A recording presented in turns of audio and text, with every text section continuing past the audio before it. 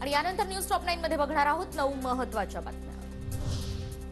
शरद मोहोळ हत्या प्रकरणातील आरोपींना आणखी 7 दिवसांची पोलीस कोठडी। पोलीस तपासामध्ये आरोपींकडे 3 काडतुसे आढळली। मराठा समाजाचं मागासलेपण तपासण्यासाठी 15 जानेवारीपासून सर्वेक्षण होणार। सर्वेक्षणानंतर आठवडाभरात माहितीचं वर्गीकरण आणि दुरुस्तीचंही काम होणार। आज कोकण, मध्य महाराष्ट्र आणि मराठवाड्यात पावसाची शक्यता। काल राज्यात अनेक ठिकाणी अवकाळी।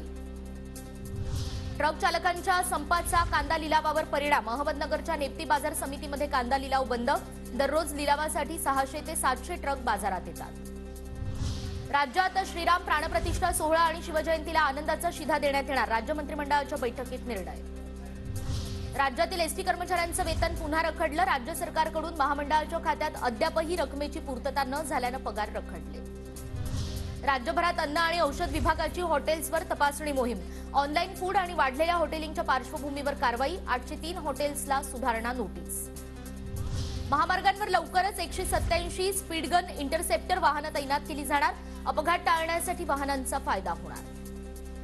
फेसबुकवर ऑनलाईन नायलॉन मांजाची विक्री तातडीनं थांबवण्याचे नागपूर खंडपीठाचे पोलिसांना आदेश। आतापर्यंत नायलॉन मांजा विक्रेत्यांविरोधात 23 गुन्हे दाखल।